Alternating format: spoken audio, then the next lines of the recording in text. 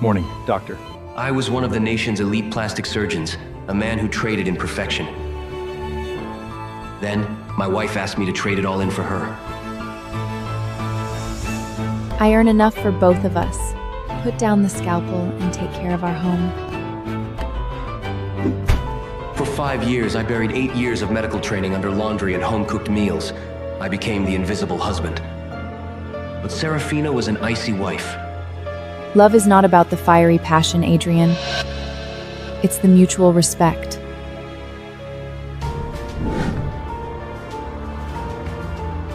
For 5 years, she was a statue in my bed, a ghost in my arms. For 5 years, same position, same stoic reaction like she wasn't here. But on our 5th anniversary, the icy Serafina finally showed some heat, just not for me.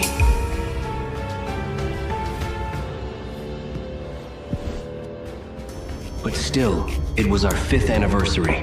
I took the afternoon off from the hospital to prepare a surprise candlelight dinner. I spent hours in the kitchen, orchestrating a symphony of flavors, feeling a rare surge of hope. I snapped a photo of the feast and called her. What?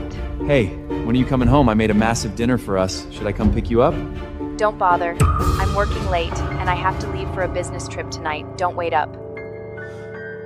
The line went dead before I could mention the anniversary. The disappointment was heavy, but I buried it under the excuse of her career. Then, the hospital called. An emergency transfer was coming in a male patient with a delicate, traumatic injury. I rushed to the ER, ignoring my empty stomach.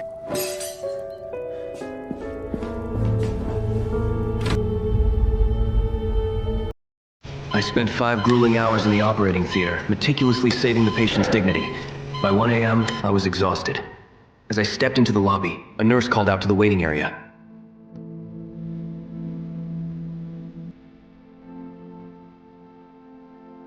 Family for Julian White? Is anyone here for Julian White?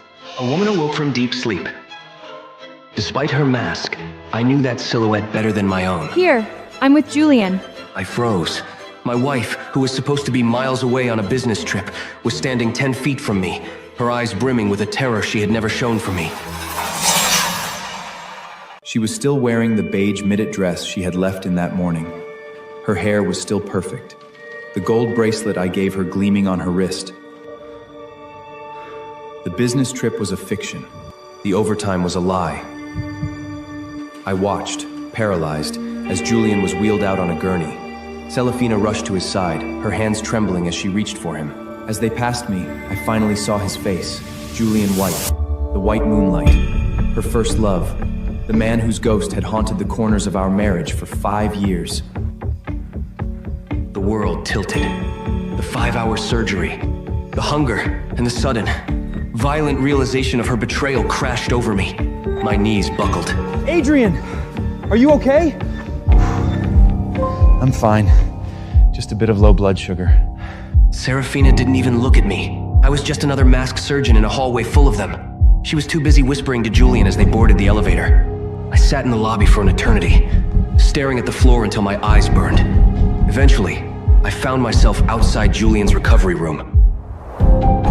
Through the glass, I saw her. She was fussing over his pillows, her movements filled with a desperate, aching tenderness. My wife, the woman who claimed intimacy was unnecessary, was currently holding another man's hand with a devotion that bordered on worship. Business trip, overtime, Julian. I whispered the words to the empty hallway. The irony was a poison. I had spent 5 hours saving the very man who had just destroyed my life. I had used my skills to ensure he could return to her arms. I sat there until the silence became unbearable. Realizing that for 5 years, I hadn't been a husband, I had been a placeholder. I turned to leave, my body feeling like lead. Suddenly, the door to the room swung open. Doctor, help! She nearly ran into me, her face pale with panic. I lowered my head, my mask still firmly in place. She didn't recognize me. She sprinted past me toward the nurse's station, returning seconds later with the resident on duty. Please, you have to check him. Julian says he's in pain, and he can't feel his legs. Please, save him! She brushed past me again, her frantic energy filling the room. She didn't look at my eyes. She didn't notice the way I stood. To her, I was a ghost. I walked to the locker room, stripped off the scrubs that smelled of antiseptic and lies, and drove home in a trance.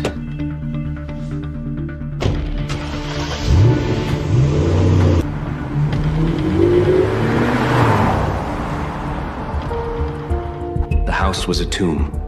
I lay in the dark, the silence ringing in my ears. I opened our chat and typed 1,000 words of fury and grief, but I couldn't press send. Instead, I sent a lie of my own. Hey, honey, I just got back from a late call. How's the trip going? Hope you're resting well. I waited. The minutes turned into an hour. The read receipt never appeared. I finally fell into a shallow sleep, haunted by images of them together. When I woke, the sun was blinding. My phone was still silent. No reply, no explanation, just the cold, hard vacuum of her absence. I realized then that I wasn't waiting for her to come home. I was waiting for the strength to let go. 5 years of devotion had been built on a foundation of sand, and the tide had finally come in. I was washing my face when I heard the front door open. My heart hammered against my ribs as I stepped into the living room. Serafina was there. Beside her stood 2 massive suitcases. She was still in the beige dress, her expression returning to its usual mask of icy indifference. You're back from your trip early. Yes. She didn't offer a lie. She didn't offer an apology. She just looked at me as if I were an intruder in my own home. I waited for the truth, for a shred of honesty that might save a piece of my soul. Those suitcases belong to a friend. He just had surgery and has no one to look after him. I'm bringing him here to recover this afternoon. The last flicker of hope died. Okay. I said it so quietly I wasn't sure she heard me. She looked at me then, a flicker of surprise crossing her face at my lack of resistance. But the fight had left me. I walked into the bathroom, let the cold water numb my skin, and left for the hospital without looking back. The afternoon shift was a blur of static. I moved through the wards like a machine. I was a man without a home, a husband without a wife. Just before my shift ended, there was a knock on my office door. It was the dean's assistant. Dr. Adrian, Dean Sterling needs to see you immediately. I stood up, my mind racing. Had I made a mistake? Had she complained about me? I walked to the dean's office, feeling like a condemned man. Dean Sterling was staring at a news report. His face was a map of grim lines. I sat. He turned off the monitor and leaned forward. Have you seen the news? The chemical plant explosion in the North District? No, I've been busy. It's a catastrophe. Toxic radiants have been released into the atmosphere and the water table. The local hospitals are overwhelmed and the medical staff are dropping like flies. It's an airborne neurotoxin. High risk, high mortality. He paused, studying my face. The government is calling for an elite volunteer team to man the field hospitals. It's a dangerous mission, Adrian. Possibly a one-way trip. But if you go and you come back, the department head position is yours. I thought of the suitcases in my living room. I thought of the man currently taking my place in my bed. I thought of the 5 years I had spent begging for a love that was never mine to begin with. I'll go. Adrian, think about it. Talk to your wife. It's a high exposure zone. You might not make it back. I don't need to talk to her. I'm ready to leave tonight. I saw the shock in the dean's eyes, but I didn't care. I didn't want the promotion. I didn't want the glory. I just wanted a place where the poison outside matched the poison in my heart. If I was going to die, I wanted it to mean something.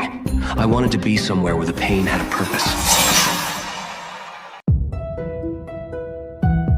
Dean Sterling's words about the suicide mission echoed in my ears. They felt like a lifeline rather than a threat. The drive back was a blur of neon lights and hollow silence. I needed to leave. I needed to be somewhere where the stakes were life and death, because my life here had already died. When I pushed open the front door, the air in the apartment felt different, suffocating. I froze at the entrance. There, reclined on my sofa in a silk robe, was a man. He looked up with a lazy, proprietary gaze. Julian. He was leaner than in his photos, his face pale with a fragile, tragic beauty that seemed designed to elicit pity. Julian, I poured the soup for you. Her voice drifted from the kitchen, uncharacteristically soft, humming a tune I hadn't heard in years. She stepped out, holding a delicate porcelain bowl of steaming broth. When her eyes met mine, her smile didn't just fade, it vanished. A flicker of guilt crossed her face, replaced instantly by a defensive coldness. You're home? This is my friend, Julia. He's weak after his surgery and has no one else. He'll be staying in the guest suite, well, for a while. I looked at the table. She had prepared a 4-course meal. In 5 years of marriage, she had never cooked for me. Not once. I didn't even know she knew how to make soup. Adrian, right? Sarah tells me you're a brilliant surgeon. Truly impressive. I've heard so much about you. He called her Sarah, a nickname I was never allowed to use. He looked at me not with gratitude, but with the quiet triumph of a conqueror returning to his throne. Adrian, Julian greeted you. Don't be rude. I looked at her, then at him. The rage I expected didn't come. It was replaced by a profound sense of absurdity. I'm tired. I turned toward our bedroom, wanting only to close the door and vanish. But when I turned the handle, the sight inside stopped my breath. My linens were gone. My pillows, my books, the clothes I usually left draped over the chair, all gone. The room had been scrubbed clean of my existence. In the corner stood a solitary, packed suitcase, my suitcase. Julian needs a proper bed to recover. You're always at the hospital anyway. I've booked you a suite at the Hilton on Spring Road for the week. Your ID is at the front desk. You're kicking me out of my own bedroom? For him? It's temporary, Adrian. Don't be so dramatic. Suddenly, Julian appeared in the doorway, leaning heavily against the frame, clutching his abdomen. Sarah, please don't fight. It's my fault. I'll go sleep in a hotel. I don't want to come between a husband and wife. He began to cough a wet, theatrical sound. Serafina moved instantly, catching him with an agonizing maternal protectiveness. No, you're not going anywhere. You're too weak. Look at what you're doing to him, Adrian! Just leave. Give us some peace. The night air was biting as I rolled my suitcase through the lobby of the Hilton. The receptionist handed me my ID with a look of pity I couldn't stand. I sat on the edge of the king-sized bed, staring at the sterile walls. My life was packed into a single polyester bag. I unzipped the side compartment to find my toothbrush, but my hand brushed against something hard and square. It was a black, leather-bound notebook. I frowned. It wasn't my medical log. It had an old-fashioned brass latch. On a whim, I tried the combination of Serafina's birthday. It opened. The handwriting inside was elegant, slanted, and unmistakably hers. She must have packed it by mistake, confusing it with my journals. August 12th. He left today. The airport felt like a tomb. Why didn't he look back? My heart flew away with that plane. I felt sick. I flipped through the pages. Years of entries, all addressed to a him. July 15th. Your birthday. I bought a cake and ate it alone in the dark. Julian, are you cold over there? Do you miss me at all? I kept reading, the dates crawling closer to the present. My own name finally appeared near the end. October 27th. My parents like Adrian. He's stable. He's a doctor. We're getting married next month. But Julian, if you ever came back, what would I do? I'll never forget you. Never. The diary ended there. 5 years of marriage, and I was nothing more than a stable placeholder. A ghost in my own house. I didn't sleep. I spent the night staring at the city lights, the diary open on the nightstand like an open wound. I didn't feel like crying. I felt like a prisoner who had finally been shown the key to his cell. She didn't love me. She never had. She had used my stability to fund a life while she waited for her moonlight to return. I pulled a sheet of hotel stationery from the desk. My hand was steady as I wrote the words that had been 5 years in the making. Serafina, let's end this. The divorce papers will follow. I tucked the note into the notebook and placed it back in the suitcase. I wouldn't be staying at the Hilton. I wouldn't be returning to the apartment. I called Dean Sterling at 6 a.m. I'm ready.